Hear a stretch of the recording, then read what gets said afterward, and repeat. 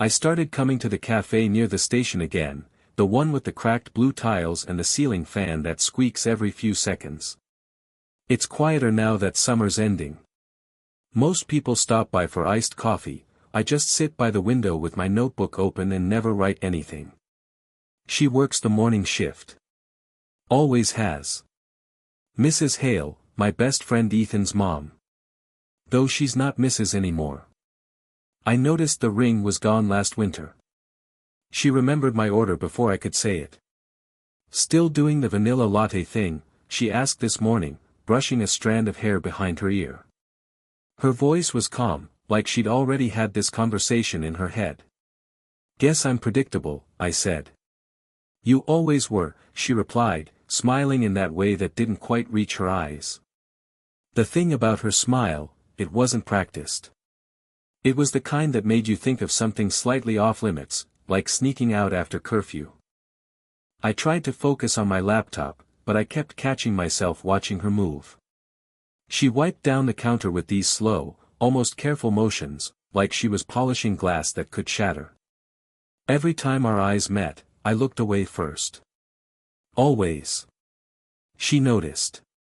Of course she did. When she brought my drink over, she tilted her head. You still working on that book? I blinked. You remember that? You talked about it last year. Said it was about people who never said what they really wanted. I laughed under my breath. Yeah, still that. Her fingers brushed the edge of my cup as she set it down. Just for a second. Enough to make me forget what I was about to say. She smirked, not like she was teasing me, but like she knew exactly what silence does to a person. Then maybe you should start writing, she said softly, walking back to the counter. I watched her from the reflection in the window. Her movements were unhurried, like time bent differently around her.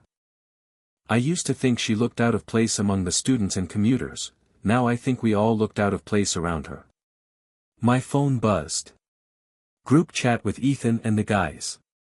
Game night Friday, someone wrote. I typed maybe but didn't send it. I glanced up again, she was leaning against the espresso machine, checking her phone too, a faint smile tugging at her mouth. She looked lighter somehow, even though there were fine lines at the corners of her eyes that hadn't been there before. I wondered if she ever texted Ethan first, or if they'd both stopped trying. When I finished my drink, she came by to clear the cup. You're quiet today, she said. Just thinking. Dangerous habit, she said, half laughing. Then, a beat later, you still at your place near the library? Yeah. She nodded, eyes darting to the window, then back at me. If you're not doing anything later, I could use some help moving a few boxes.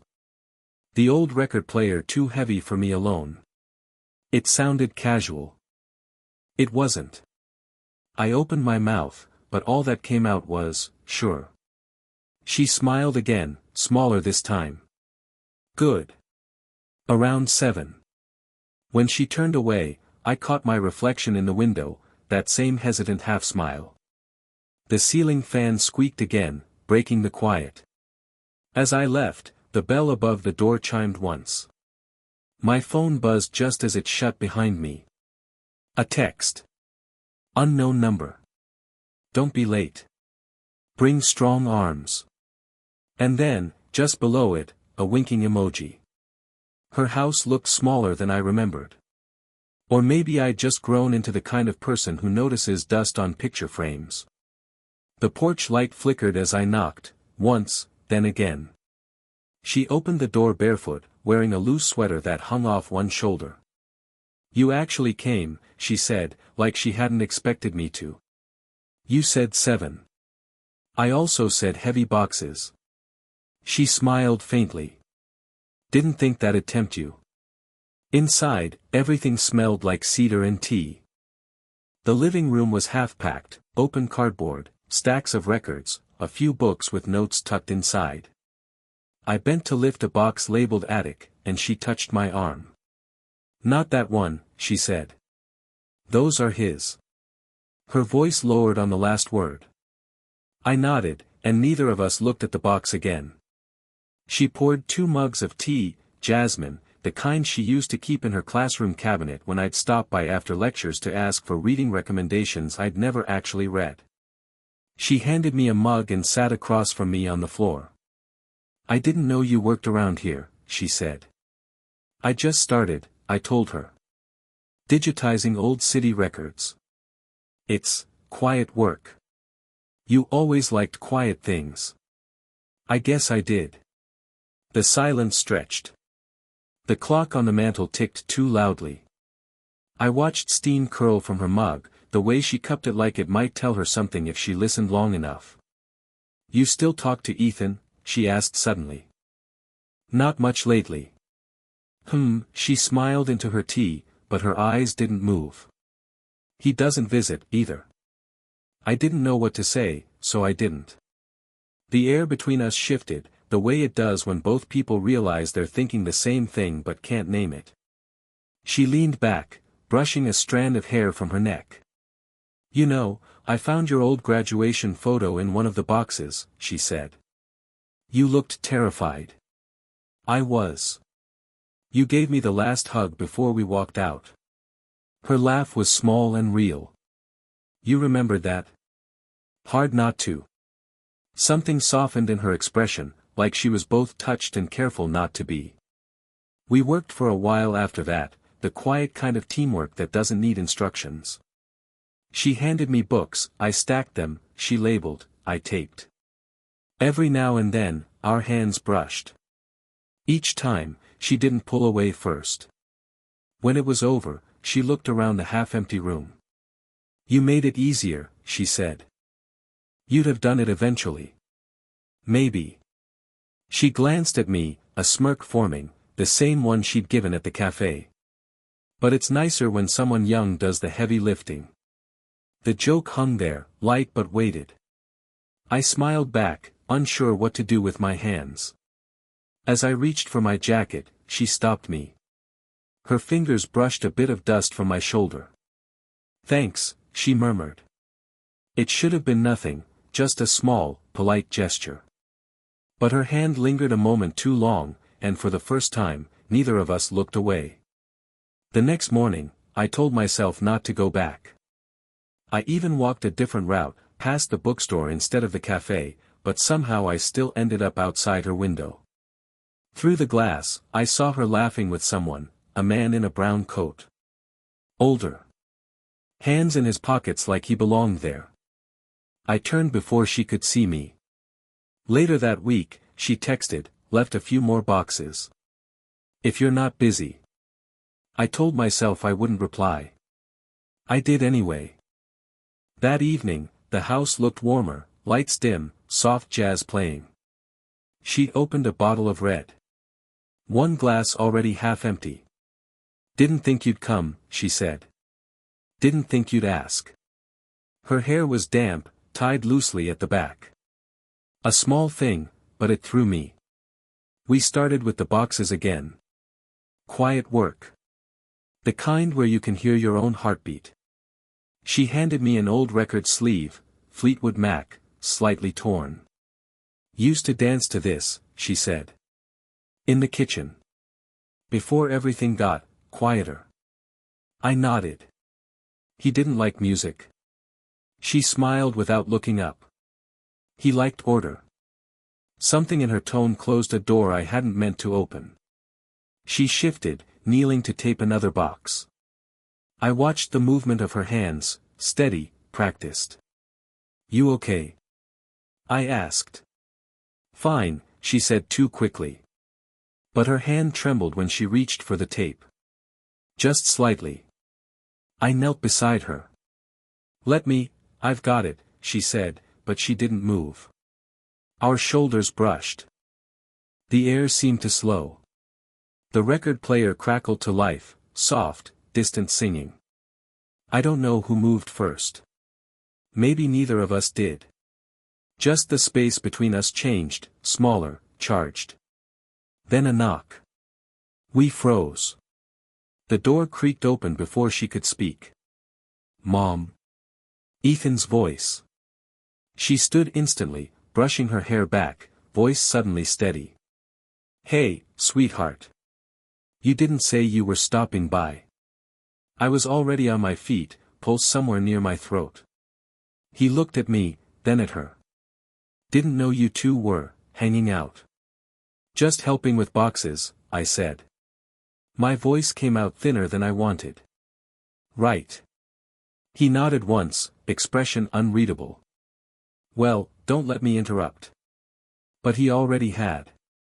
When he left a few minutes later, the silence he left behind was louder than before. She didn't look at me right away. He's protective, she murmured, almost apologetic. I get it, I said. I don't think you do. She turned off the record player, her hand lingering on the switch.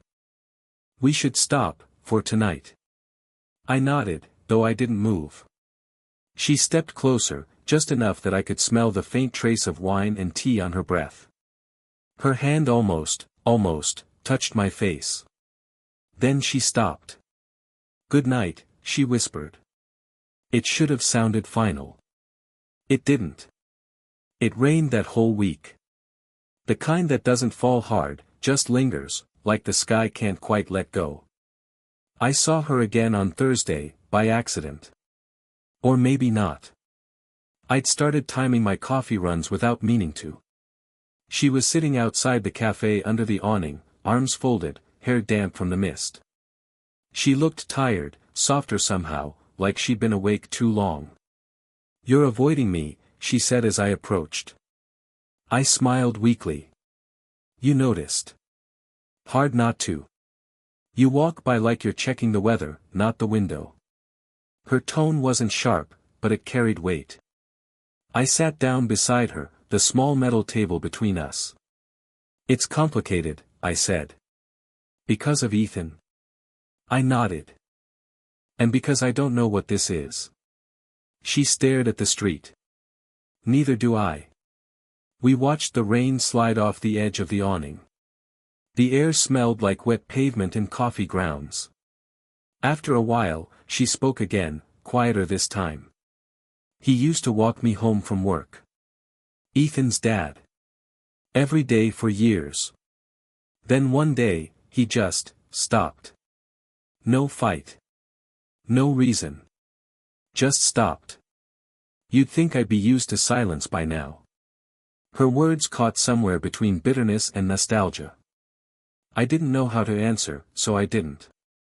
I just looked at her, at the way she traced a circle on the table with her finger, not realizing she was doing it. I shouldn't have texted you that night, she said. It wasn't fair. Why not? You're young, she said. And kind. And you don't see me the way I really am. I do, I said, too fast. She finally looked at me, steady, searching. Then what do you see? The question hung there, heavier than it should have been. I could feel the answer forming, the truth I'd been dodging since that first smirk across the counter. But before I could speak, she shook her head, half a laugh escaping. Don't. You'll make it worse. I swallowed hard. Maybe worse is better than pretending. The rain got louder then, wind pushing droplets beneath the awning. She reached for her cup, then stopped when her fingers brushed mine. Neither of us moved. For a second, the world went small, just her hand, her eyes, the sound of rain. She drew in a shaky breath. You have no idea what you're doing to me. The words barely left her lips. It wasn't a confession, more like something that slipped out by mistake. I wanted to say something back, something honest, but the moment folded on itself. Her phone buzzed on the table. Ethan's name. She didn't answer. Just silenced it, face unreadable. When she finally spoke, her voice was steady again. You should go. I nodded. But I didn't stand. Not right away. We sat there a little longer, two people pretending to be fine while everything inside them tilted off balance. And when I finally left, she didn't look up. But her hand was still tracing circles on the table, smaller, slower, like she was trying to erase something she'd already said. I stopped going to the cafe. At first, it was deliberate, a quiet kind of protest, the way you try to convince yourself distance will make things less complicated. But a week turned into 2, and by the 3rd, I realized I wasn't just avoiding her. I was waiting. Waiting for her to notice. She didn't. At least, not in any way I could see. The text stopped too. No boxes, no tea, no careful half-smiles wrapped inside small favors. Just silence. Ethan called one night, out of nowhere. "Mom's moving," he said. "Closer to her sister's place. You probably heard." I didn't. He hesitated. "Yeah. It's sudden. Said she needed a change." Change. The word landed heavy. I could picture her saying it, with that calm, unreadable tone she used when something hurt but she refused to name it. After we hung up, I found myself opening our old messages. The one about the boxes. The one about strong arms. The last one, unread, still starred, "Next time, I'll make the tea stronger." I typed, "When are you leaving?" Then deleted it. Typed again, "Can I see you before you go?" Deleted that too. The cursor blinked like it was mocking me. The next morning, I walked by the cafe again. Through the glass, someone else stood behind the counter. A younger girl, blonde, distracted. The air inside looked different, colder. I ordered coffee anyway, out of habit. Sat by the same window. Watched the same fan squeak above me.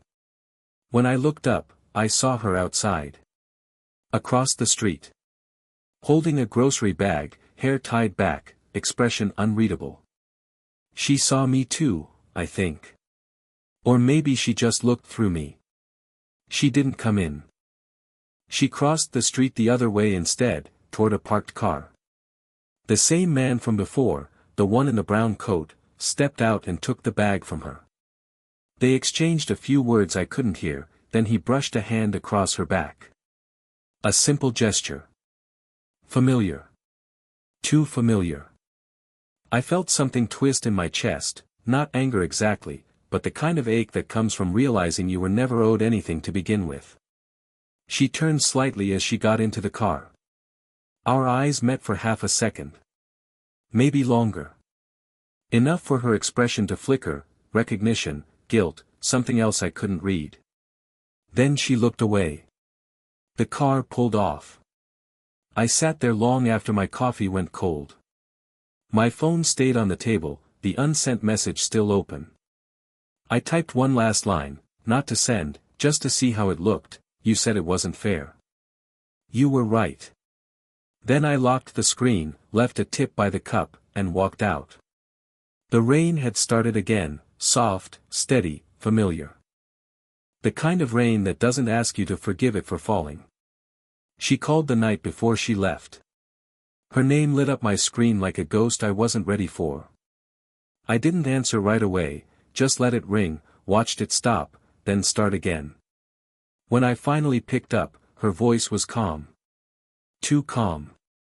"I didn't think you'd answer." I almost didn't. A pause. I could hear rain against her window, the sound of boxes being moved. "I'm leaving tomorrow," she said. "Ethan's coming early to help." I heard. I wanted to say thank you. For everything. That word, everything, held too much and not enough. I waited for her to say more. She didn't. "Can I see you?" I asked. Another pause, longer this time. Then, "If you want to carry one last box." Her house looked emptier. The scent of cedar was gone, replaced by cardboard and faint perfume. She stood by the door, hair tied loosely again, sweater sleeves rolled up. "You don't have to help," she said as I stepped inside. "I know." We both knew why I was there. She handed me a small box, light, easy to carry. "That's the last one." I set it aside. "You're really going?" "I am." "Why didn't you tell me?" "I didn't think it was mine to tell." What does that mean? She looked down, rubbing her thumb against her palm. You started to mean something I wasn't supposed to want. The words landed like a truth too carefully wrapped. You could have said that sooner, I whispered. Would it have changed anything? Maybe. Her laugh was soft, almost sad. You're too young to waste time on maybes. She moved past me to check the window latch, avoiding my eyes. I watched her fingers fumble with it, small, nervous movements that betrayed her calm voice. I kept thinking, I said quietly, that if I just waited, you'd call. Or look back. I did look back, she said. Just not when you were looking. Something broke inside that moment, not with sound, but with stillness. The kind that follows when both people realize there's nothing left to pretend. I stepped closer. She didn't move away this time. You make it sound like it was wrong, I said. She met my eyes, finally, directly. It wasn't wrong. It was just, impossible. The distance between us narrowed. One breath, maybe two. I could see the pulse at her throat, the faint shine of tears she wouldn't let fall. If I touch you, I said, I won't be able to stop. Her voice was barely a whisper. Then don't. I didn't. We just stood there, close enough to feel each other's warmth, far enough to know it couldn't last. After a long silence, she reached up and brushed her thumb across my jaw. A light, deliberate touch, like punctuation at the end of something unfinished. Take care of yourself, she said. You too. She smiled, tired, tender. I will. And that was it. No kiss. No confession. Just a quiet okay between two people who had already said everything they weren't supposed to. It took months before the silence stopped feeling heavy. By then, autumn had turned the town gold, leaves gathering in doorways, the air colder but kind. I started teaching part-time at the library, helping students with old archives and writing projects. It's strange, the quiet she once filled didn't disappear. It just settled into something softer. Every morning at 8:47, I still passed the cafe on my way in. They repainted the tiles, fixed the squeaky fan. The new barista doesn't know my order yet. I don't correct her. Vanilla latte still feels like hers. Ethan comes by sometimes, drops off donations. We don't talk about her. But once, when he mentioned she was doing better, closer to family, helping her sister's kids, I caught myself smiling. Not the kind that hurts. The kind that forgives. Winter came slow. One night, I found a package on my doorstep. No name, just my address in her handwriting. Inside, a thermos. The old silver one she used for tea.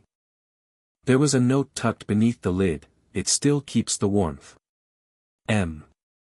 I sat on the floor for a while, holding it, unsure whether to laugh or ache. I took it with me the next morning, filled it with jasmine tea, and walked to the park by the coast. The same bench we'd once passed on a rainy day without sitting down. I sat this time. The sea was calm. The light just starting to fade. I poured a bit of tea into the lid, watched steam curl up into the cold air. She'd have liked that, the way small things keep trying to be warm, even when they shouldn't have to. I stayed until the sky dimmed to that gray-blue color that hides everything and nothing at once. Then I checked my phone. A message. Unknown number again. You still take your coffee, sweet? No name. Didn't need one. I typed back, sometimes. Depends who's asking. Then added, almost as a joke, you still make your tea too strong. 3 dots appeared. Then stopped. Then appeared again. Always. Weeks passed. The conversation stayed small, weather, books, nothing brave. And yet, somehow, everything brave lived inside those nothings. When she came back to town that spring, she didn't tell anyone. I found out the way you find out good things, by accident. She was in the cafe again, hair shorter now, smiling at the girl behind the counter. She saw me. And this time, she didn't look away. I walked over. She gestured to the seat across from her. "Still writing?" she asked. "Trying." "Good." She poured tea from the thermos between us. "Then you'll know what to do with this." The tea was too strong.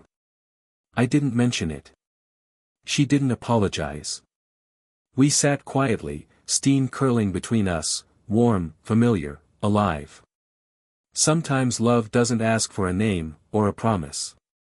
Sometimes it just finds a place to rest, finally, quietly, where the silence used to be.